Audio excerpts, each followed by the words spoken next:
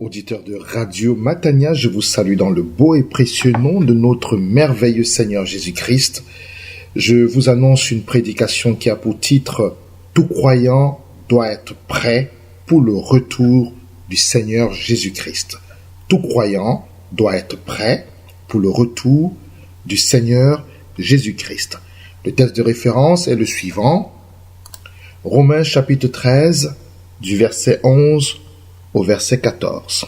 Romains chapitre 13, du verset 11 au verset 14. Et les problématiques sont nombreuses. Le retour de Jésus-Christ, que signifie cette expression? Comment devons-nous être prêts pour ce retour? Et bien d'autres problématiques qui trouveront une réponse à travers cette prédication du pasteur Claude Missindi-Bazi que je vous recommande vivement. Soyez bénis.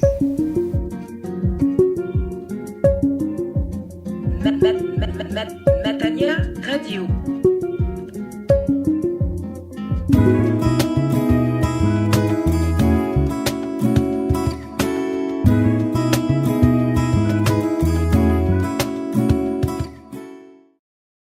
Gloire au Seigneur, je vous invite à vous lever à la lecture de la parole du Seigneur, tirée de l'épître de Paul aux Romains,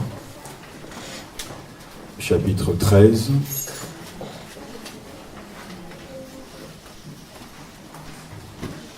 Verset 11.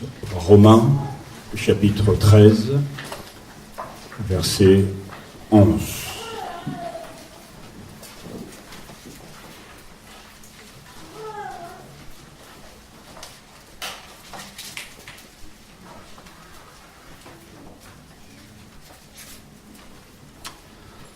Écoutons et accueillons la parole du Seigneur. Cela importe d'autant plus que vous savez en quel temps nous sommes.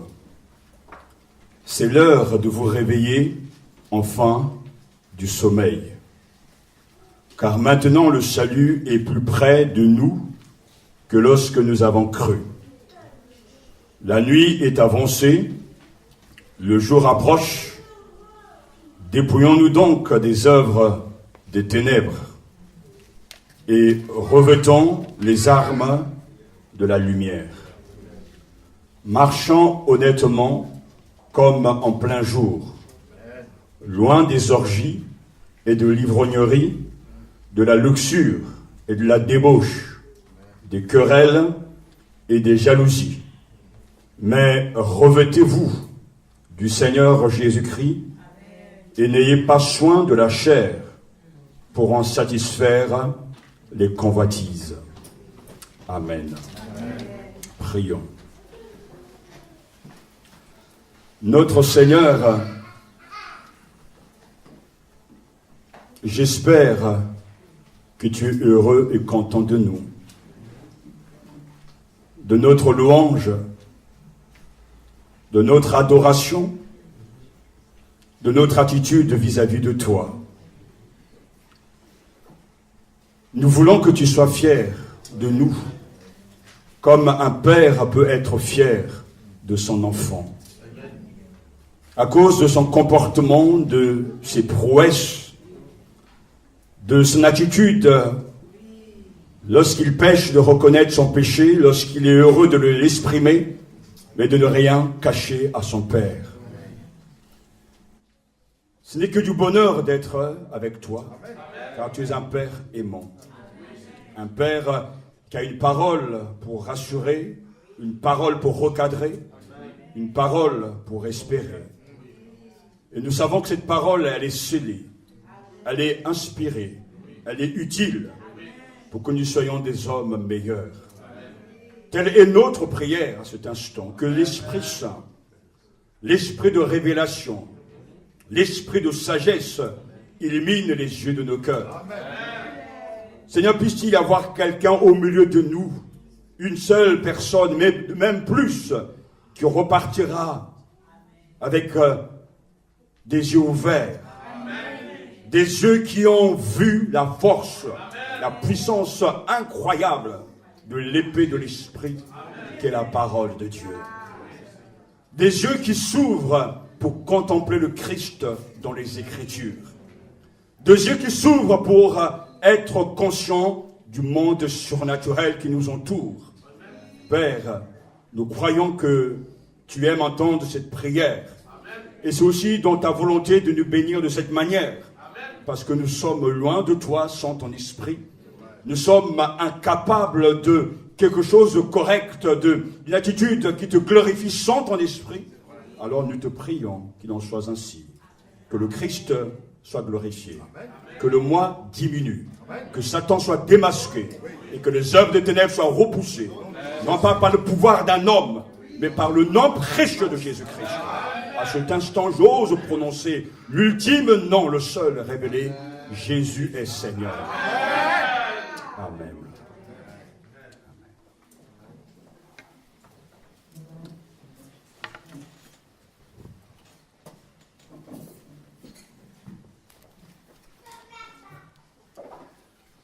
Tout croyant doit être prêt pour le retour de Jésus-Christ.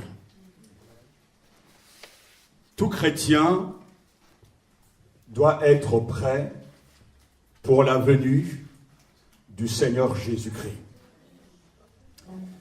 Je dis bien, il faut être prêt. Parce que nous savons, selon l'Écriture, que Jésus revient très bientôt. Nous savons que le temps est court. Jésus est proche. Il viendra chercher ses enfants. Et c'est pour cette raison que tout croyant doit être prêt pour la venue du Seigneur. Il est vrai que nous vivons dans un monde où notre péché, parmi d'autres péchés dont nous sommes coupables, est bien l'inconscience, voire l'insouciance. Cette génération, l'Église compris, ne croit pas que Jésus revient très bientôt. Nous sommes inconscients. Et lorsque quelqu'un est inconscient, il pense et il croit qu'il a encore du temps. Alors il va vaquer à ses préoccupations, il va continuer à mener sa vie selon ses normes, mais ils oublient, et ça c'est la preuve de l'inconscience, qu'un jour il va mourir et comparaître devant le tribunal du Christ. Jésus revient n'est pas une simple affirmation, mais une vérité biblique. Et tout croyant doit être prêt. Si ce matin, on te disait, et ce ne sera pas possible, parce que personne ne connaît ni l'heure, ni le moment où Jésus reviendra, mais si l'on savait que Jésus revient à 15 heures, il y aura une euphorie, il y aura une prise de conscience sans précédent, il y aura des abattements, il y aura des conversions, des repentances sans précédent, parce que tu sais que Jésus viendra à 15 heures. Nous savons qu'un voleur, un cambrioleur n'avertit pas. Il vient au moment où l'on pense qu'il ne viendra pas. Mais lorsqu'il est venu, il est souvent trop tard si tu n'es pas assuré. Jésus revient est une réalité. Pourquoi? Parce que la Bible le dit. Et c'est pour cela que nous devons être prêts. Mais comment? Nous voulons être prêts pour recevoir le roi de gloire. Nous voulons et nous devons être prêts. Et si même il ne venait pas accompagné de ses anges, et que tout œil voit et donne gloire à son nom, il se peut que nous mourions aujourd'hui, avant de voir ce grand jour, le grand jour du Seigneur. Quoi qu'il en soit, il nous faut être prêts. Il faut être revêtus de ces robes de lumière. Nous devons être vêtus de ces robes lavées dans le sang précieux de Jésus. Mais tous les croyants ne seront pas prêts. Parce que la Bible est très claire, dans la même maison, l'un sera pris et l'autre laissé. Dans la même église, l'un sera pris et l'autre laissé. Cela veut dire qu'il y aura un tri et que l'on peut croire et on peut penser que tous ceux qui viennent dans la maison du Seigneur, tous ceux qui prient, seront enlevés quand Jésus sera là. Non, c'est pas vrai, car le Nouveau Testament, surtout les évangiles, nous parle qu'il y aura vraiment un tri entre la bonne sémence et la mauvaise sémence. Jésus revient, et si cette vérité peut simplement transpercer ton cœur, tu vas te réveiller pour être prêt lorsqu'il sera là. Car ce n'est pas la dernière heure qu'il faut se préparer, il faut être prêt tous les jours, à chaque instant. Paul écrit aux chrétiens de Rome. Au cours de l'hiver 57-58, il est peut-être à Corinthe. Nous savons que cette épître, l'épître de Paul aux Romains, est une épître remarquable. Nous avons là le monument de la foi chrétienne. Il expose donc le plan, le dessein du Seigneur. Il exhorte les croyants à marcher dans la vérité. Il exhorte les croyants à vivre selon le Seigneur, et le contexte de ces versets que nous venons de lire sont là pour nous rappeler que notre devoir, avant de nous préparer au retour du Seigneur, c'est de nous aimer les uns les autres. Le verset 8 nous dit du chapitre 13, « Ne devez rien à personne, si ce n'est de vous aimer les uns les autres. Car celui qui aime les autres a accompli la loi. » En effet, les commandements, tu ne commettras point d'adultère, tu ne tueras point, tu ne déroberas point, tu ne convoiteras point. Et ce qu'il peut y encore y avoir se résume dans cette parole, tu aimeras ton prochain comme toi-même. L'amour ne fait point de mal au prochain. L'amour est donc l'accomplissement de la loi, et ainsi le verset 11 commence: « Cela importe d'autant plus que vous savez en quel temps nous sommes. C'est l'heure de vous réveiller enfin du sommeil, car maintenant le salut est près de vous. » Jésus revient, nous allons mettre de l'ordre dans nos relations, dans nos rapports, dans notre conduite, dans nos comportements, pour être prêts à être enlevés. Et c'est sans doute le point le plus difficile qu'il faudra résoudre. Aimons-nous réellement le Seigneur de tout notre cœur et aimons-nous notre prochain comme nous-mêmes?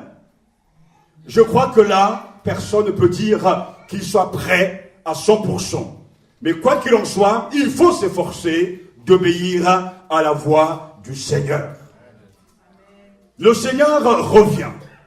Et il nous dit, nous ne devons rien à personne, sinon de nous aimer les uns les autres. Donc il n'est pas question, il n'est plus question de dette. Il n'est plus question des situations déréglées. Il n'est plus question de cachotterie, non. La seule chose qu'il exige, c'est que nous puissions aimer le Seigneur de tout notre cœur et aimer notre prochain comme nous-mêmes. Si nous voulons être prêts, si nous voulons être avec le Seigneur, il y a des choses que nous devons absolument faire. Il y a des choses qu'il faut changer. Il y a des choses qu'il faut accepter. Et il y a des choses qu'il faut abandonner. Pour être prêts, pour la venue du Seigneur, nous devons d'abord être renouvelés en quelque sorte dans notre intelligence. Et je dirais ça d'une autre manière, ayant l'intelligence des temps. Le verset nous dit très clairement, sachant maintenant, d'autant plus que vous savez en quel temps nous sommes, voici l'heure de sortir de votre sommeil. Cela importe d'autant plus que vous savez en quel temps nous sommes. C'est l'heure de vous réveiller enfin du sommeil. Le chrétien qui veut être prêt et qui doit être prêt doit avoir l'intelligence des temps, de comprendre le temps, de savoir que nous sommes dans le temps que Dieu veut que nous soyons convertis. Les pharisiens et les sadducéens abordèrent Jésus et pour l'éprouver lui demandèrent de leur faire voir un signe venant du ciel. Jésus leur répondit, le soir vous dites, il fera beau car le soleil est rouge. Et le matin, il y aura de l'orage aujourd'hui car le ciel est d'un rouge sombre. Vous savez, écoutez bien, discerner l'aspect du ciel. Et vous ne pouvez discerner les signes des temps. Matthieu chapitre 16, versets 1 à 3. Et dans l'Ancien Testament, dans le livre de 1 Chronique chapitre 12, verset 32, il est dit concernant les fils des fils d'Issachar qui avaient l'intelligence des temps pour savoir ce que devait faire Israël de son chef et tous leurs frères sont leur ordre. L'heure est venue de sortir de votre sommeil. C'est le temps de la vigilance. C'est le temps justement d'écouter la voix de Dieu. Et la Bible nous parle qu'il est important de bien gérer le temps que Dieu nous donne. Car nous vivons dans ce siècle mauvais. Selon Paul, dans Galates chapitre 1, verset 4, il est écrit, Jésus parlant de Jésus qui s'est donné lui-même pour nos péchés, afin de nous arracher du présent siècle. Et il poursuit mauvais, selon la volonté de notre Dieu et Père. Galates chapitre 1, verset 4. Le Christ, alléluia, s'est donné lui-même pour nos péchés. Dans quel but? Afin de nous arracher du présent siècle mauvais, selon la volonté de notre Dieu et Père. Cela veut dire que si nous aimons ce monde, nous sommes à l'opposé de ce que Dieu veut. Parce que la Bible est très claire, ce siècle est mauvais. Quand Dieu fait quelque chose, il dit que c'est bon, donc c'est bon. Quand Dieu dit que c'est mauvais, c'est réellement mauvais. Et nous ne pouvons pas aimer le monde et suivre les choses de ce monde et être appelé enfant de Dieu, c'est carrément impossible, car ce siècle est défini clairement selon l'Écriture que ce siècle est mauvais. Et le Christ est venu, alléluia, nous arracher du présent siècle mauvais. Voici l'heure donc d'être réveillé. Dans le même registre, dans 2 Corinthiens chapitre 6 verset 2, toujours l'apôtre Paul parle concernant le signe de Jonas, concernant le temps, car il est dit, au temps favorable, j'étais exaucé. Au jour du salut, j'étais secouru. Voici maintenant le temps favorable. Voici maintenant le temps du salut. Alléluia. Au temps favorable, il est question encore de temps. J'étais exaucé. Au jour du salut, j'étais secouru. Voici maintenant, pas tout à l'heure, le temps favorable. Voici maintenant le jour du salut. Le temps est venu. Le temps est là. Et chacun de nous doit gérer ce temps avec sérieux. Parce que tu n'as pas la maîtrise de ton temps. Mais Dieu t'a donné du temps pour que tu puisses saisir l'occasion d'être converti lorsque Jésus reviendra. Comme ils approchaient de la ville, Jésus, en la voyant, pleura sur elle et dit, « Oh, si toi aussi, au moins en ce jour qui t'est donné, en ce jour qui t'est donné, tu connaissais les choses qui appartiennent à ta paix. Mais maintenant, elles sont cachées à tes yeux. Il viendra sur toi des jours où tes ennemis t'environneront de tranchées, t'enfermeront et te serreront de toutes parts. Ils te détruiront, toi et tes enfants, au milieu de toi, et ils ne laisseront pas en toi pierre sur pierre, parce que tu n'as pas connu le temps où tu as été visité. » Parlons de Jérusalem, tu n'as pas connu le temps où tu as été visité. Luc chapitre 19, Le temps où Dieu visite, c'est maintenant. Le temps du salut, c'est maintenant. Le temps de la délivrance, c'est maintenant. Ce n'est pas tout à l'heure. Ce n'est pas demain. Le temps du changement, c'est maintenant. Car le Christ est déjà venu. Il est mort, il a été enseveli, il est ressuscité. Et il est exalté au plus haut des cieux. Et bientôt, il reviendra chercher son église. Alors les apôtres réunis lui demandèrent, Seigneur, est-ce en ce temps que tu rétabliras le royaume d'Israël? Il leur répondit, ce n'est pas à vous de connaître les temps ou les moments que le Père a fixés de sa propre autorité, mais vous recevrez une puissance. Le Saint-Esprit se venant sur vous, et vous serez mes témoins à Jérusalem, dans toute la Judée, dans la Samarie et jusqu'aux extrémités de la terre. Ce n'est pas à vous de connaître les temps ou les moments que le Père a fixés de sa propre autorité, mais vous recevrez une puissance, le Saint-Esprit venant sur vous, et vous serez mes témoins. Donc c'est le temps de la proclamation. Ce n'est pas le temps de gaspiller son énergie ça et là. Le temps est venu, même si nous ne savons pas les temps ou les moments que le Père a fixé. Mais Jésus a dit, vous recevrez une puissance. Le Saint-Esprit viendra sur vous et vous serez mes témoins. C'est l'heure d'être témoin de Jésus. Il est temps de pouvoir entrer dans la pratique de ces choses. Et dans 1 Corinthiens chapitre 7 verset 29, l'apôtre encore écrit, voici ce que je dis frères, c'est que le temps est court. Que désormais ceux qui ont une femme soient comme n'ayant pas. Et l'on pourra se poursuivre, ceux qui ne sont célibataires ne cherchez pas à vous marier. Et ceux qui ont des maris, que ce ne soit pas leur préoccupation, parce que le temps est court. Mais court dans quel sens? Court pour mettre de l'ordre, court pour vivre différemment, court pour être prêt à la venue du roi de gloire. Oui, c'est le moment. Si tu veux être prêt pour la venue du Seigneur, il faut avoir l'intelligence des temps. Les temps que nous vivons sont des temps difficiles. Ce sont des temps compliqué. Le siècle dans lequel nous sommes est un siècle mauvais. Mais le Seigneur nous dit, rachetez le temps car les jours sont mauvais. Ceux qui emploient mal leur temps sont les premiers à se plaindre de sa brièveté. C'est vrai comme l'a dit la Bruyère, le temps est assez lent pour qui en profite, qui travaille et qui pense en étant la limite, a écrit Voltaire. Le temps, dit un proverbe, est le trésor du pauvre. Ce trésor n'est pas inépuisable. Dieu alloue à chacun de nous une quantité bien définie de temps, à nous de l'employer correctement.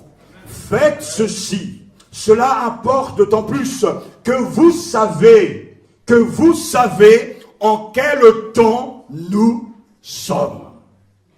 Est-ce que tu le sais? Est-ce que tu as l'intelligence du temps présent? Pour être prêt, pour être réveillé, il faut comprendre le temps dans lequel nous sommes. Ça ressemble au temps où on s'en fout complètement de Dieu. J'utilise ces mots parce qu'on s'en fiche de Dieu et de son autorité. C'est le temps où chacun fait ce qu'il veut. Où il n'a pas de compte à rendre au Seigneur. C'est le temps où l'amour du plus grand homme se refroidit. Mais le chrétien qui veut être prêt pour la venue de Jésus doit avoir l'intelligence des temps de la fin. Le chrétien ne peut pas continuer à être inconscient, insouciant, mais il doit absolument racheter le temps, car les jours sont mauvais. Quand tu dis de racheter quelque chose, c'est que tu l'as perdu. Quand tu dis justement de prendre quelque chose, c'est que tu ne l'as pas. Et quand l'apôtre écrit donc, rachète le temps, Éphésiens chapitre 5 verset 16, car les jours sont mauvais, c'est que Satan a su voler le temps des croyants. Et il faut à un moment donné racheter ce temps. Ce n'est plus le temps des excuses. Ce n'est plus le temps, je n'ai pas le temps. Mais le temps est venu de racheter ce que Satan t'a volé. Il y a un voleur qui est puissant, qui vole ton temps. Mais tu as le temps pour beaucoup de choses. Tu as le temps pour tes jeux. Tu as le temps pour tes études. Tu as le temps pour aller voir tes amis. Tu as le temps pour faire beaucoup de choses. Mais que fais-tu du temps que Dieu te donne pour sa gloire? Car le temps ne t'appartient pas. Le temps appartient au Seigneur. Comme ta vie ne t'appartient pas, la vie t'appartient au Seigneur. Et cesse de tuer le temps que Dieu te donne. Parce qu'un jour, il faudra rendre des comptes. Cela importe d'autant plus que vous savez, mais malheureusement beaucoup ne le savent pas, en quel temps nous sommes. C'est l'heure de vous réveiller enfin du sommeil. Jésus a toujours vécu et a mené sa mission par rapport au temps de Dieu. Il y avait cette parole dans sa bouche, mon temps n'est pas encore venu. Quand il va arriver à ce mariage, à Canaan, et que là sa mère va demander au Seigneur de faire un miracle, dit, qu'y a-t-il entre moi et toi et femme, entre toi et moi? Mon heure n'est pas encore revenue. Mais quand l'heure du Père est là, Jésus accomplit la volonté de son Père. Quand Jésus fait ce que le Père lui a demandé en temps et en heure, la gloire du Père est visible. Quand le chrétien fait en temps et en heure ce que le Seigneur lui demande, les fruits seront là. Parce que quand Dieu parle, la vérité sera toujours là. Le temps de Dieu, c'est maintenant. L'heure, c'est maintenant. Nous ne pouvons pas dire, je n'ai pas le temps. Je n'ai pas le temps. Mais en réalité, tu mens parce que tu as le temps pour beaucoup de choses, sauf pour l'essentiel. Alors réveille-toi, mon frère. Il est temps de racheter le temps. Veillez donc avec soin sur votre conduite. Non comme des insensés, mais comme des sages. Rachetez le temps, car les jours sont mauvais. Les jours sont mauvais au point qu'aujourd'hui, il y a beaucoup de froideur dans nos églises. Il y a beaucoup de manque de vie. Il y a beaucoup de manque de profondeur dans la vie des croyants. Et je ne parle même pas de l'ignorance des Écritures. Nous avons atteint le sommet de la stupidité spirituelle où les croyants ne savent même pas comprendre, réciter même par cœur 10 versets de suite. Nous sommes dans cette génération qui n'a jamais eu autant de librairies, autant de livres, autant de bibliothèques, mais nous sommes dans cette génération où les chrétiens sont médiocres de la connaissance des choses de Dieu.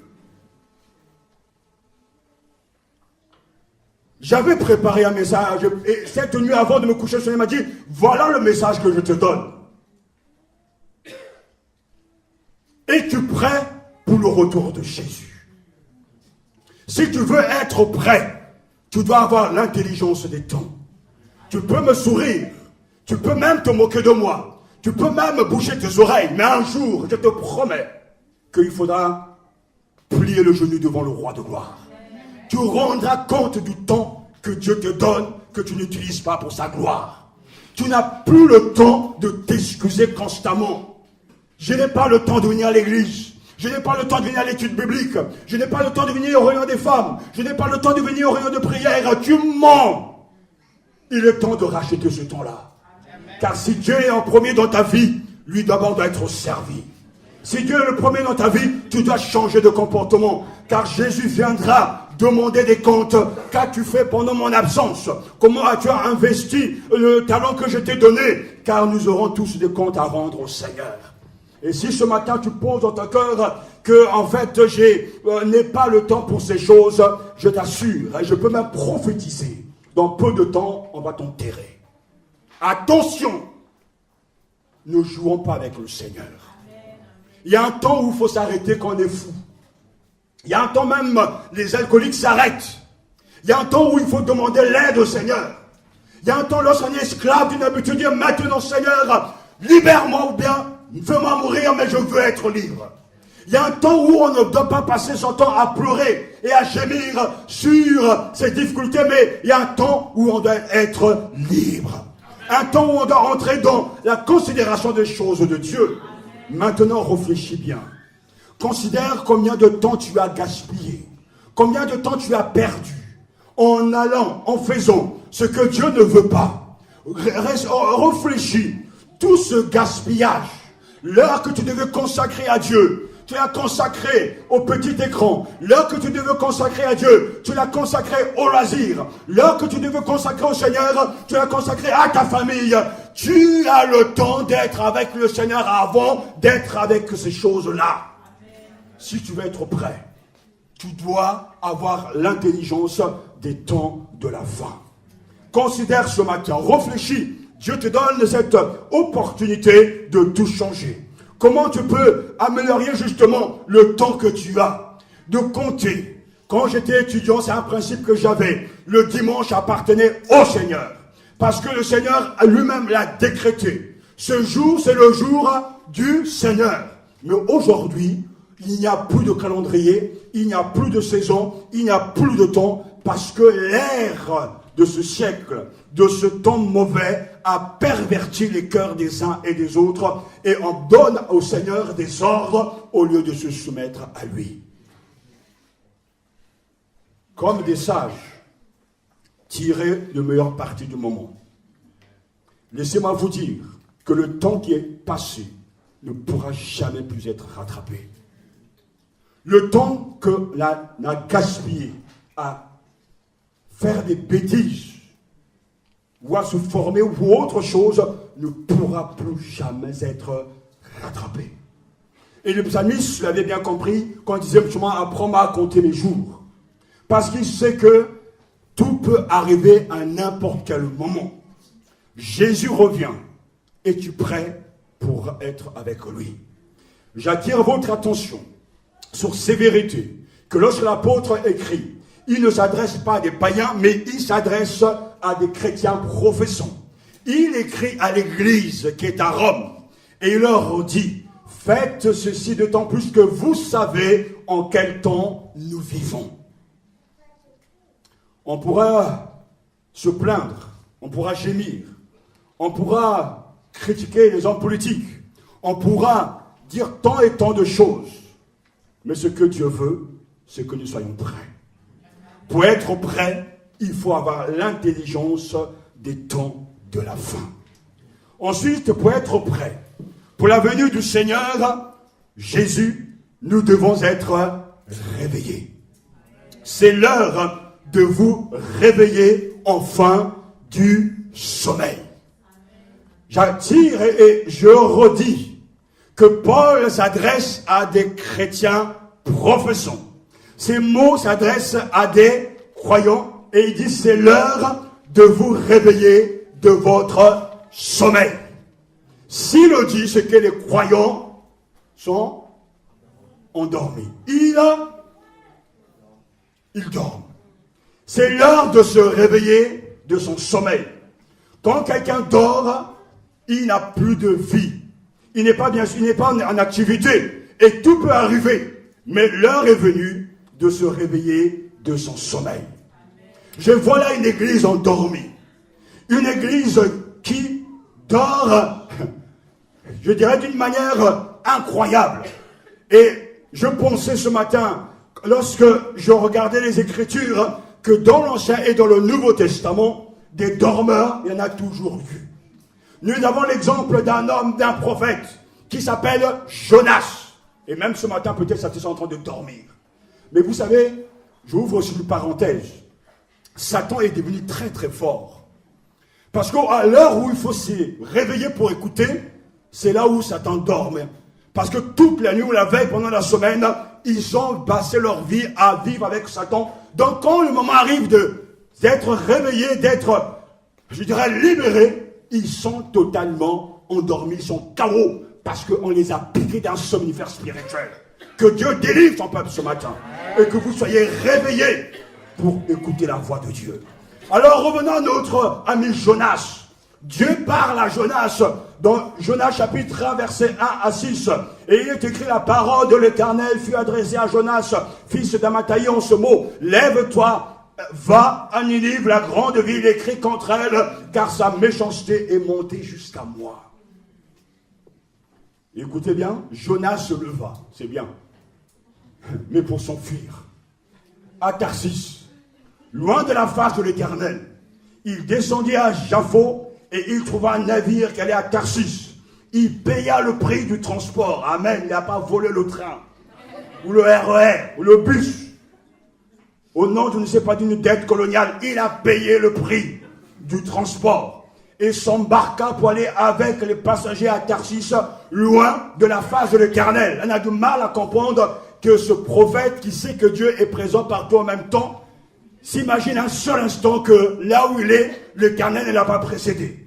Mais Dieu, des fois, il aime bien sourire. Et je crois qu'en regardant, en voyant Jonas courir ça et là, il devait vraiment rire. Je vois le sourire de Dieu dans ce comportement et dans la manière que Jonas cherche à fuir la présence du Seigneur. Mais l'Éternel fit souffler sous la mer un vent violent.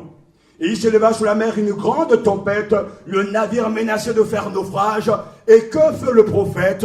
Les mariniers eurent peur. Ils implorèrent chacun leur Dieu et ils jetèrent dans la mer les objets qui étaient sur le navire afin de le rendre plus léger. Jonas descendit au fond du navire, se coucha et s'endormit profondément, nous dit le texte. Le pilote s'approcha de lui et lui dit: pourquoi dors-tu? Lève-toi, invoque ton Dieu. Peut-être faudra-t-il penser à nous et nous ne périrons pas. Tout ce qui est en train de se passer est lié à Jonas. Le désobéissant prophète est en train de créer des problèmes aux autres. Et tout ce qu'il trouve à dire, c'est de se coucher et ils sont dormis profondément. Au point même que Dieu est le pilote de ce navire dira: mais que fais-tu? Pourquoi dors-tu? Mais ce n'est pas le moment.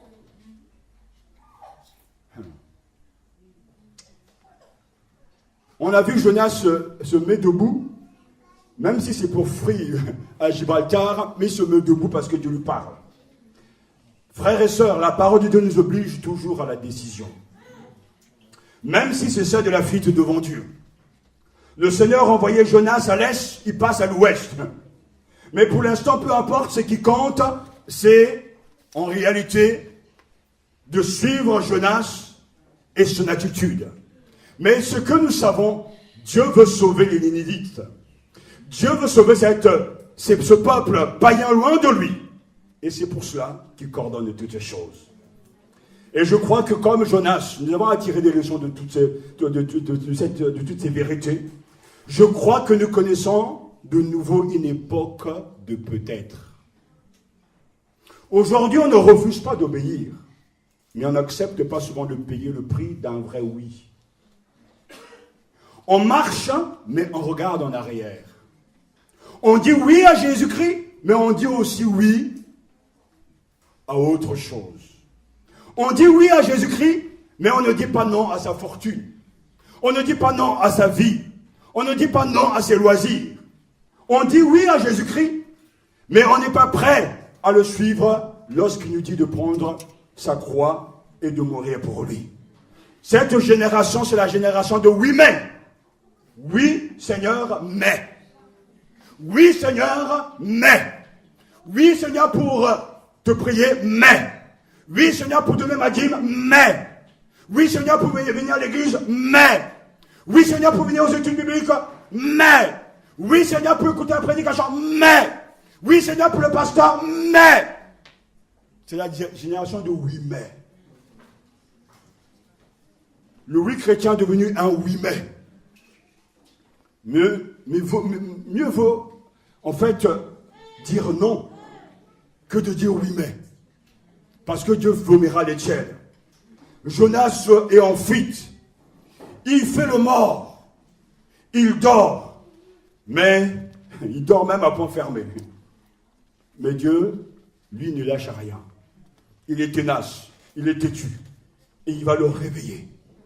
Et afin que Jonas soit témoin de Dieu dans ce navire et qu'il apporte la parole du Seigneur à ce peuple perdu. Cela devra nous amener à nous interroger. L'apôtre écrit: c'est désormais l'heure de sortir de votre sommeil.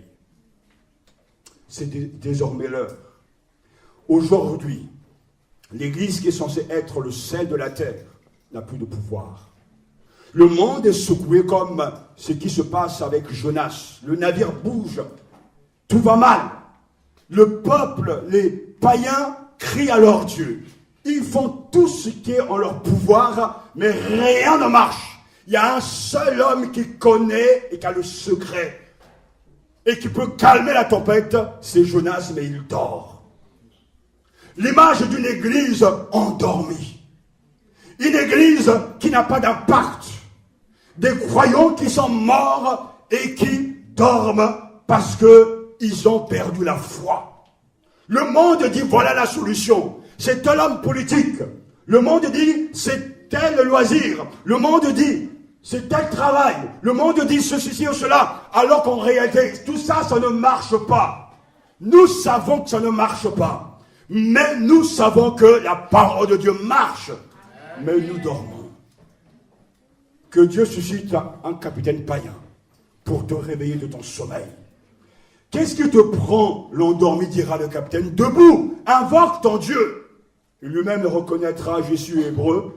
Cela sous-entend, je prie le vrai Dieu. Vous avez essayé vos dieux. Mais quand vous allez faire ce que moi je dis, tout va se mettre en place. Et on a jeté Jonas à la mer et tout s'est calmé. Que Dieu nous jette aussi dans la mer. Si pour que la nation, le pays où nous sommes, soit sauvé, que l'on soit ainsi. Les Français souffrent. Les Français essayent beaucoup de choses. Mais nous savons que ces choses ne marchent pas. Année après année. Nous savons que seule la vérité peut le rendre libre. Alors, réveillons-nous de notre sommeil.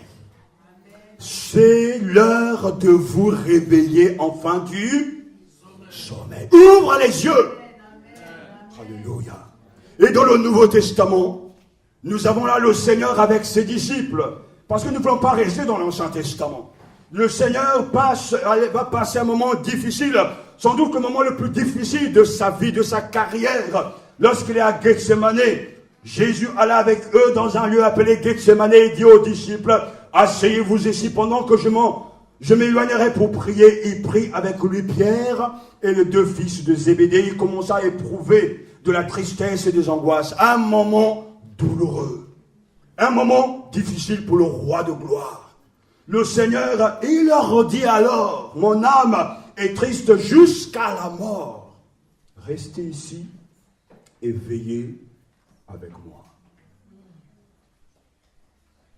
Puis ayant fait quelques pas en avant, il se jeta sur sa face et pria ainsi, mon Père, s'il est possible que cette coupe s'éloigne de moi, toutefois, non pas ce que je veux, mais ce que tu veux.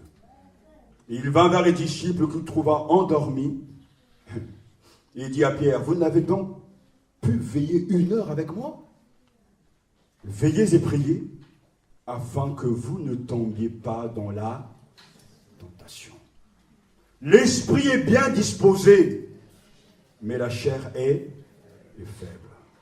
Il s'éloigna une seconde fois et pria ainsi, mon Père, s'il n'est pas possible que cette coupe s'éloigne sans que je la boive, que ta volonté soit faite. Il revint et le trouva encore endormi. Car leurs yeux étaient apaisantis. Il les quitta et s'éloignant, il pria pour la 3e fois, répétant les mêmes paroles. Puis il alla vers ses disciples, leur dit, vous dormez maintenant et vous vous reposez. Voici l'heure est proche. Et le Fils de l'homme est livré aux mains des pécheurs. Levez-vous, allons, voici celui qui me livre s'approche. Les disciples de Jésus n'ont pas pu veiller alors que leur Seigneur a besoin d'eux. Pendant tant d'années, pendant ces quelques années avec le Seigneur, Jésus a béni ses disciples. Il a été là pour eux. Est-ce que vous m'entendez? Il a été là pour eux. Et pour une fois que leur demande de l'aider, ils sont incapables d'être au rendez-vous. Ils dorment. Jésus partage sa tristesse. Jésus partage son angoisse. Lorsqu'on aime quelqu'un, on doit être solidaire. Parce que c'est un moment douloureux pour le Seigneur. Mais les disciples, au lieu de veiller et prier, ils dorment. Comme l'Église aujourd'hui. Jésus est là pour toi, mais vrai, alléluia. Ça, on sait dire alléluia. Mais sois là pour lui aussi. Viens pour lui. Si tu l'aimes tant, si tu es tellement converti à ce point, mais viens pour le Seigneur au lieu de dormir chez toi. Mais non, pasteur, je ne dors pas, j'ai des choses à faire. Mais en fait, tu dors quand même. Parce que l'image, elle est là. C'est l'heure de se réveiller de son sommeil. Éveille-toi, toi qui dors, et le Christ se resplendira sur toi. Nous dit la parole du Seigneur. C'est l'heure de vous réveiller enfin du sommeil. Tous les jours, nous dormons, mais à un moment donné, il faut se réveiller. Celui qui ne se réveille pas, il est mort.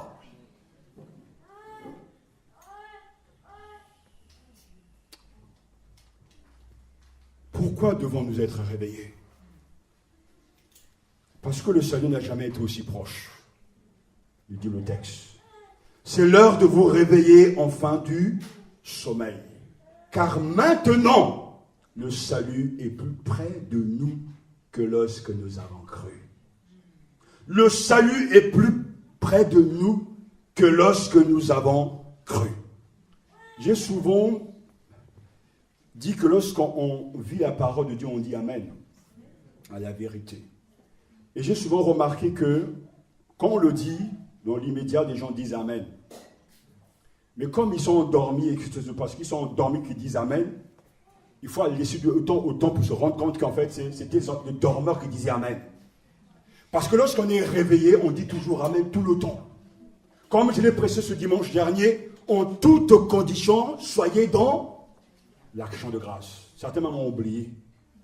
Parce que lorsqu'on reçoit la parole, on est dedans constamment. Quand quelqu'un est réveillé, il sait ce qui se passe. Il voit tout. Et il sait où il va. Il ne peut pas se tromper. Il n'ira pas dans un endroit qui ne veut pas aller. Parce qu'il est réveillé. Ses yeux sont ouverts. Il apprécie le repas qu'on lui donne. Parce que ses yeux sont ouverts. Il est content d'être là parce que ses yeux sont ouverts. Mais quand on est endormi, on ne profite de rien. En fait, on est comme un légume. Alors c'est le moment de se réveiller. Pourquoi je dois me réveiller? Parce que le salut est proche. Maintenant plus qu'avant. Oh, ça fait des années que l'on prêche, on entend ces choses, oui, mais je veux quand même le dire avec force, le salut est proche. Nous vous exhortons à ne pas laisser sans effet la grâce reçue de Dieu. Voici maintenant le moment tout à fait favorable. Voici maintenant le jour du salut. Alléluia. Maintenant, il faut se réveiller. Le salut est proche. Ah Seigneur, aie pitié de nous. Réveille-nous de notre sommeil parce que la nuit est avancée, le jour approche. Pour quelle raison devons-nous nous réveiller de notre sommeil? Parce que le salut n'a jamais été aussi proche. Alléluia. La deuxième raison, c'est parce que nous n'avons pas le temps de dormir alors que nous devons travailler. Je vais te donner un bon conseil. Demain matin, dors. Toute la journée, dors. Mardi, dors. Mercredi, dors. Jusqu'à dimanche prochain, passe cette semaine à dormir. Et viens rendre témoignage dimanche prochain. Si tu es encore sous contrat là où tu travailles, viens, j'attends vos témoignages. Je suis prêt à donner mon micro. Pasteur, tu sais, je travaille dans une entreprise. Je suis peut-être comptable, boulanger. Oh, toute la semaine, j'ai décidé de dormir.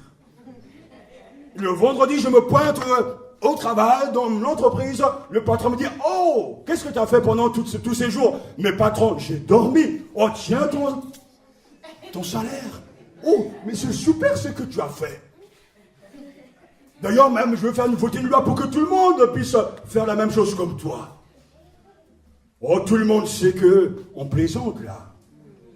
Demain matin, même si tes yeux sont rouges, tu vas te réveiller. Tu vas programmer ton réveil. Quand ça fait bip, bip, bip, tu te réveilles.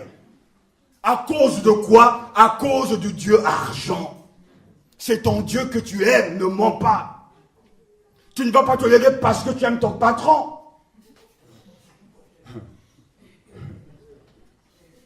Tu vas te lever pour toi-même, pour ton foyer, pour ta maison, à cause de ton loyer. C'est pour ça que tu te lèves. Et surtout, ne me jette pas des pierres parce que je te dis la vérité.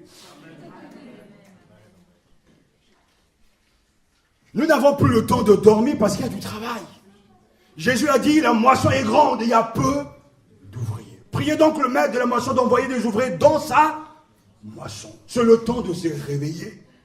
Parce que nous n'avons pas le temps de dormir puisqu'il y a beaucoup de travail. Le grand jour de l'Éternel est proche. Il est proche. Il arrive en toute hâte. Le jour de l'Éternel fait entendre sa voix. Et le héros pousse des cris amers. Ce jour est un jour de fureur, un jour de détresse et d'angoisse, un jour de ravage et de destruction, un jour de ténèbres et d'obscurité, un jour de nuée et de brouillard, un jour où tentiront la trompette et les cris de guerre contre les villes fortes et les tours élevées. Je mettrai les hommes dans la détresse et ils marcheront comme des aveugles parce qu'ils ont péché contre l'Éternel.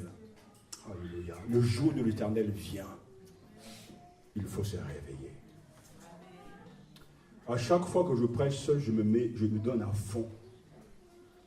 C'est un principe que j'ai. Parce que ça peut être le seul, il y a une âme que Dieu veut sauver. Et je ne veux pas me retirer cette habitude. Je suis peut-être en train de me gosier seul ici, mais qu'importe. Je fais ce que Dieu m'a appelé à faire. Mais je vous promets que vous et moi, on va toujours se retrouver de l'autre côté. Il y en a un de nous deux qui va rire. Et j'espère que tous les deux, on va rire. Le temps est venu de se réveiller. Le temps est venu de travailler dans l'église. Le temps est venu de rentrer dans les groupes pour évangéliser. Le temps est venu de distribuer des tracts. Le temps est venu de faire ce que Dieu te demande de faire. Mais il y a une troisième raison que nous devons absolument prendre en compte lorsque nous voulons être prêts au retour du Seigneur, nous réveiller. Pourquoi nous avons besoin de nous réveiller? C'est parce que plusieurs ennemis, eux, sont déjà réveillés et travaillent alors que nous dormons. Il y a des ennemis qui, eux, sont réveillés et travaillent alors que nous dormons. Jésus l'illustre très bien dans la parabole. Dans Matthieu chapitre 13, versets 24 à 30, il leur proposa une autre parabole. Il dit, le royaume des cieux est semblable à un homme qui a semé une bonne semence dans son champ. Mais pendant que les gens dormaient, son ennemi vint, sema de l'ivraie parmi le blé et s'en alla. Ça ne peut que me faire penser à tous ces agriculteurs à qui on a volé carrément le produit de leur travail. Ça ne se passe jamais en plein jour. C'est toujours pendant la nuit. L'heure des ténèbres, l'heure du diable en fait. C'est la mort. Lorsqu'ils vont dormir, un étranger vient. L'ennemi va, sema de l'ivraie parmi le blé et s'en alla tranquille. Lorsque l'herbe eut poussé et donné du fruit, l'ivraie parut aussi. Les serviteurs du maître de la maison vinrent lui dire, Seigneur, n'as-tu pas semé une bonne semence dans ton champ? D'où vient donc qu'il y a de l'ivraie? Il leur répondit, c'est un ennemi qui a fait cela. Et les serviteurs lui dirent, veux-tu que nous allions l'arracher? Non, dit-il, de peur que, en arrachant l'ivraie, vous ne déraciniez en même temps le blé. Laissez croître ensemble l'un et l'autre jusqu'à la moisson. Et à l'époque de la moisson, je dirais au moissonneur, arrachez d'abord l'ivraie et liez-la en gerbe pour la brûler, mais amassez le blé dans mon grenier. Matthieu chapitre 13, versets 24 à 30.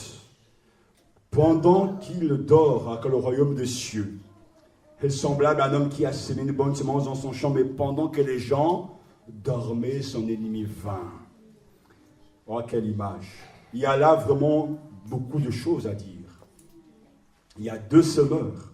L'un est fermier, l'autre son ennemi. Les deux semeurs ne sont pas à égalité. L'un a semé en plein jour, l'autre a semé de nuit. En se cachant, en profitant d'un moment d'inattention des gens, sur les pas du semeur, un autre s'est glissé de nuit pour répandre l'ivraie. Pendant que les gens dormaient, son ennemi vint, sema de la mauvaise herbe au milieu du blé et s'en alla. Pourquoi est-ce que les gens ne changent pas? Pourquoi est-ce que l'Église ne progresse pas autant? Pourquoi, malgré l'arrosage, la parole du Seigneur, la situation souvent reste pareille? C'est que lorsqu'on a sémé la bonne sémence, derrière moi tout à l'heure, quand je vais vous quitter, quand on va retourner chez nous, un ennemi viendra derrière mon dos pour s'aimer la mauvaise sémence. Et il s'appelle Lucifer. Il viendra chuchoter à vos oreilles. Oh, il a exagéré. Tu sais, toi, tu es vraiment converti. Pourquoi est-ce que tu es en train de t'appuyer sur ton sort? Regarde-toi, tu es impeccable. Tu voles Dieu, mais c'est pas grave, demande pardon, il va te pardonner. Tu n'es pas fidèle au culte, c'est pas grave, demande pardon, il va te pardonner. Mais vis ta vie. Il va venir te chuchoter, le pasteur est trop sévère. C'est pas vrai, le Seigneur m'aime. Moi je connais les Écritures, Jean 3,16, Dieu a tant aimé le monde. Il a donné son fils pour moi. Il va venir derrière pour te dire, oh, on a le temps. Mais moi je veux me marier, je veux avoir des enfants, je veux voir des petits-enfants, etc. Voir mes petits-enfants. J'ai le temps. Je veux, moi, avoir mes diplômes. Je veux être avec mes amis. Mais sache-le que la parole est toujours là. Pendant que tu vas dormir, tu vas mettre cette parole sous la table. Tu vas l'oublier. On a déjà sémé autre chose. Mais c'est à la fin. Et c'est là on se regarde ce matin. Je sais que certains seront laissés, d'autres partiront. À la fin, on saura si vraiment c'est des vrais croyants ou des faux chrétiens. Mais le temps est proche. Jésus revient. Il faut se réveiller de son sommeil. Je disais à quelqu'un cette semaine, Dieu peut faire des grandes choses, mais Dieu attend que nous agissons aussi.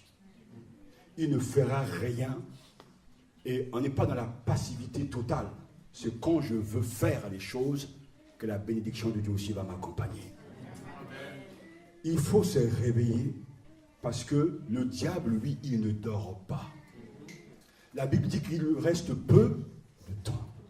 Donc, il est tellement enragé que le croyant le plus faible, il va le dévorer. Et il en a dévoré plein. Aujourd'hui, il ne reste plus que le titre de chrétien, il n'y a plus rien dedans. Aujourd'hui, il ne reste plus que la boîte, dedans c'est vide. Mais béni soit Dieu. Parce que ce jour est un jour favorable. Un jour, il faut se réveiller parce que nos ennemis, eux, ne dorment pas. Parce que dans le monde, quand on regarde, ils sont toujours en train de chercher quelque chose. La danse d'hier n'est plus la même danse aujourd'hui. Ils sont toujours en train de créer quelque chose. Et entre-temps, ils gardent les gens éveillés à plus de plaisir, à plus de joie, à plus de choses éphémères. En les gardant éveillés dans ces choses-là, ils sont en train de les tuer. Le temps est venu de se réveiller. Réveille-toi, toi qui dors. Si tu veux être prêt pour la venue du Seigneur Jésus, tu dois avoir l'intelligence des temps. Mais tu dois te réveiller de ton sommeil, s'il te plaît. Mais quand tu te réveilles, ne sois pas comme quelqu'un, je cherche l'expression, pas qui titube, mais somnambule. Et là, il marche, mais il ne sait pas ce qu'il fait. Quand tu te réveilles, tiens-toi debout sur tes pieds. Et s'il te plaît, je t'en supplie au nom de Jésus-Christ, mon Seigneur, reste stable. Ne prends pas une décision que demain tu vas encore changer. Ne sois pas une jouette, ne sais pas. un caméléon, mais sois quelqu'un qui est ferme dans sa foi. Quand tu dis oui Jésus, que ça soit un oui jusqu'à la fin. Quand tu dis oui, je serai fidèle, je serai fidèle jusqu'à la fin. Constamment, je le vois, au début de l'année, on commence avec des gens tout feu, tout flamme, les études bibliques qui sont nombreux. Mais au fur et à mesure qu'on avance, le tri se fait. Sois quelqu'un de ferme. Que ce soit un trait de caractère. Car les jours sont mauvais. Suis le Seigneur, sois fidèle dans les petites choses et Dieu te donnera des grandes. Mais avant tout, de la stabilité spirituelle et non pas émotionnelle. Que tu sois dedans réveillé, car les jours sont mauvais. Alléluia. Veux-tu être prêt? Jésus revient. Alors, bats-toi pour ton salut. Le texte nous dit au verset 12, rejetant les activités des ténèbres, revêtons-nous pour le combat de la lumière. La nuit tire à sa fin, le jour va se lever. Débarrassons-nous de tout ce qui se fait dans les ténèbres et revêtons-nous de l'armure de la lumière. Vivons correctement comme il convient en plein jour, sans orgie ni beuverie, sans débauche ni immoralité, sans querelle ni jalousie. Vivons correctement. Jésus revient et il te dit très clairement, pour être prêt, tu dois rejeter les activités des ténèbres. Tu dois être lumière dans le Seigneur. Il faut se dépouiller des œuvres des ténèbres. La magie, l'orgie, le mensonge, la débauche, des relations hors mariage, c'est tout cela. Le manque de fidélité, toutes ces choses, le manque de crainte de Dieu. Toutes ces choses, il faut rejeter tout ce qui se fait dans les ténèbres. Tu dois être lumière dans le Seigneur. Il faut se revêtir de l'armure de la lumière. Beaucoup de gens sont complètement perdus. Hier, je parlais avec un frère au téléphone, il me parlant de l'église, il me dit, mais mon frère, tout est à refaire dans cette église, tout est à refaire dans ce mouvement. On a rejeté la parole du Seigneur et l'homme et la chair sont devenus le sujet de nos conversations. Frère, débarrasse-toi de tout ce qui se fait dans les ténèbres. Tu sais, et chacun connaît sa vie personnelle, cette vie secrète. Tu connais tes amis, tu connais donc tes fréquentations, tu connais tes lectures, et tu connais toutes ces choses. Débarrassons-nous de tout ce qui se fait dans les ténèbres. Dieu ne le fera pas. C'est à nous de le faire. Alors quand on se débarrasse, on est prêt à aussi revêtons-nous de l'armure de la lumière. Un chrétien ne ment pas. Un chrétien ne triche pas. Un chrétien ne prononce pas de mauvaises paroles. Un chrétien vit dans la sainteté. Un chrétien poursuit le Seigneur.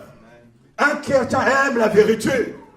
Un chrétien aime la louange et l'adoration. Un chrétien aime donner sa dîme et se défendre même au-delà.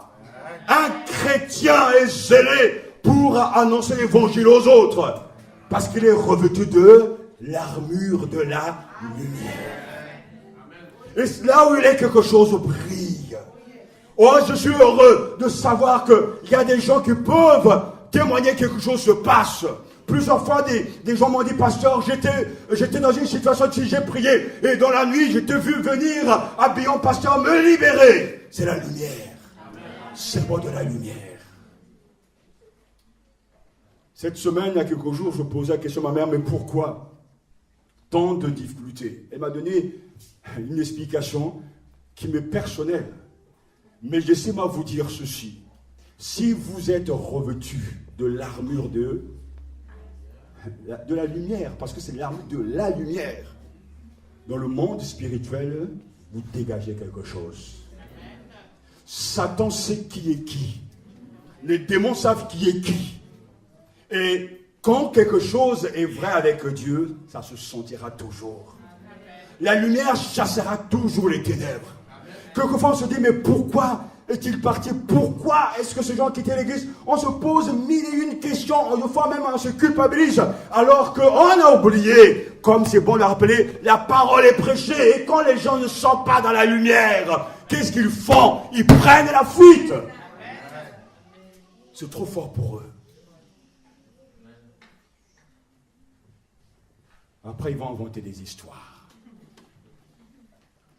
Frères et sœurs, le jour approche, dépouillons-nous des œuvres des ténèbres et revêtons les armes de la lumière. Marchons honnêtement, comme en plein jour, loin des orgies et de l'ivrognerie, de la luxure et de la débauche, des querelles et des jalousies. Sans doute, on va répéter les mêmes choses, mais vous savez ce qu'il faut mettre en ordre. Il est temps que vous puissiez vous revêtir du Seigneur Jésus-Christ. Et n'ayez point soin de la chair pour en satisfaire les convoitises. Marchant honnêtement, c'est marcher en plein jour.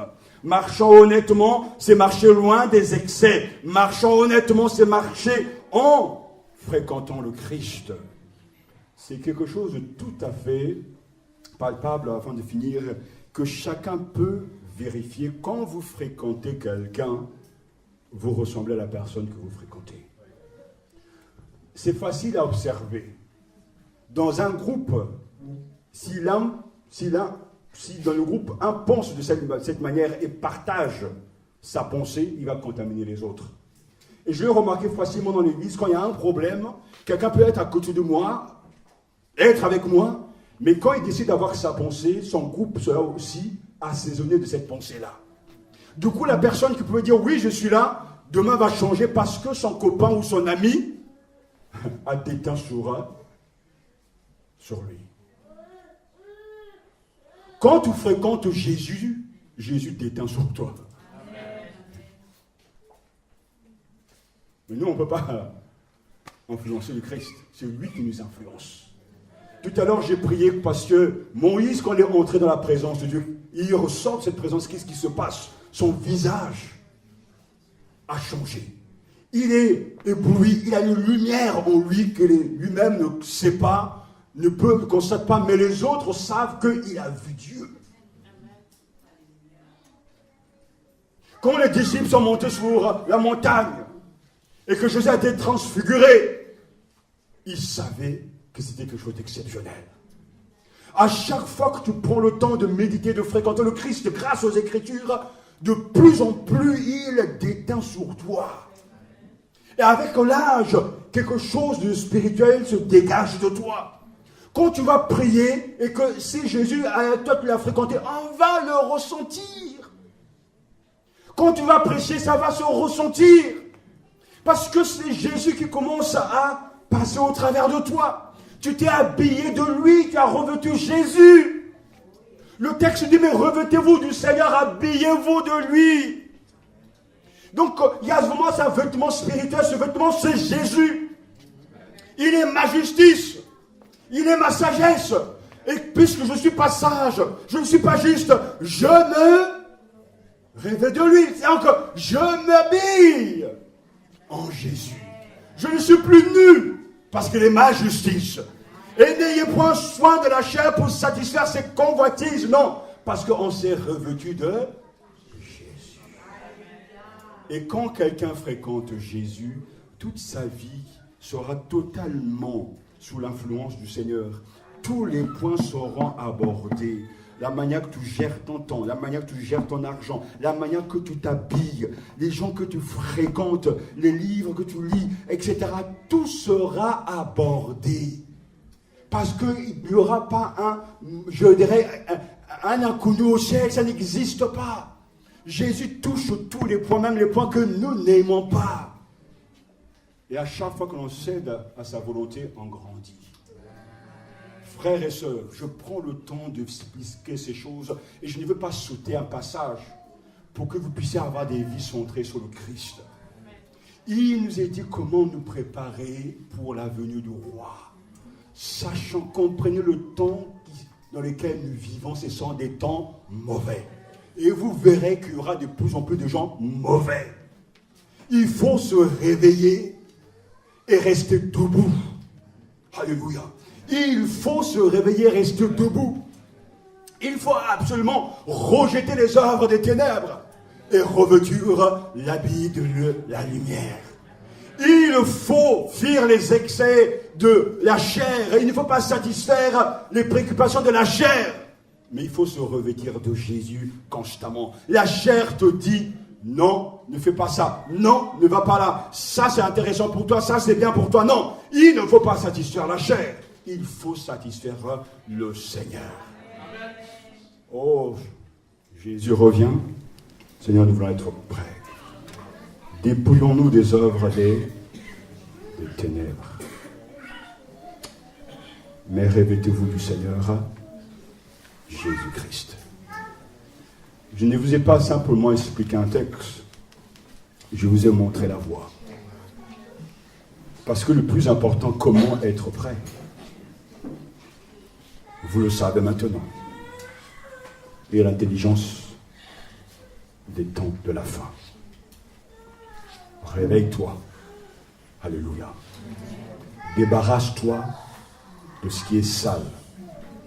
Et marche en toute honnêteté. Sois revêtu du Seigneur. Et quand Jésus reviendra, et il reviendra, tu partiras certainement avec lui. Parce que c'est ça, là, ses exigences, ses conditions, et tout croyant doit être prêt pour la venue du Seigneur. Le temps est venu de quitter oui mais et d'être oui oui seulement. Le temps est venu de ne plus continuer à calculer. Je crois qu'il n'y a rien de pire que le regret. Et moi je dis que je ne regrette rien parce que quand le temps est là, il faut faire tout ce qu'il faut faire. Après, il ne faut plus regretter. Je pris une décision, je ne regrette pas le passé, il faut avancer. On ne doit pas être prisonnier du passé, il faut avancer. Mais le temps perdu ne sera jamais rattrapé. Si aujourd'hui tu ne dis pas au Seigneur que tu l'aimes, si aujourd'hui tu ne dis pas à ton frère que tu l'aimes, tu ne pourras jamais plus rattraper ce temps. Et ne crois pas que tu as aussi autant de temps que cela. Tu n'en sais rien. Jésus est proche. Le temps favorable, c'est maintenant. Nous voulons prier.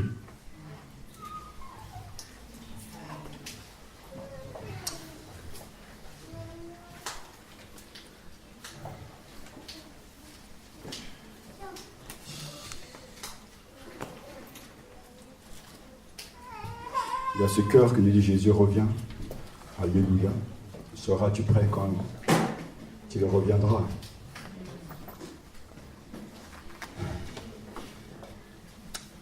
Seras-tu prêt quand il reviendra? Coupe ta tête devant le Seigneur. Parle-lui, oublie-moi. Et repasse toutes ces vérités, même si tu ne les as pas notées. Même si tu ne prendras pas tout à l'heure peut-être le CD. Mais repasse toutes ces vérités. Jésus revient. Est-ce que tu es prêt? Est-ce que tu es prêt? Est-ce que tu sais le temps dans lequel tu vis actuellement? Est-ce que le temps que tu as, tu le gaspilles ou pas? Est-ce que tu es maintenant réveillé pour de bon? Est-ce que tu as renoncé, rejeté les activités des ténèbres? Est-ce que tu veux le faire? Est-ce que tu veux marcher honnêtement comme en plein jour et ne plus satisfaire les œuvres de la chair, ce qui t'intéresse? Décide-toi maintenant. Je te laisse avec ton Seigneur et je te laisse avec cette vérité. Décide.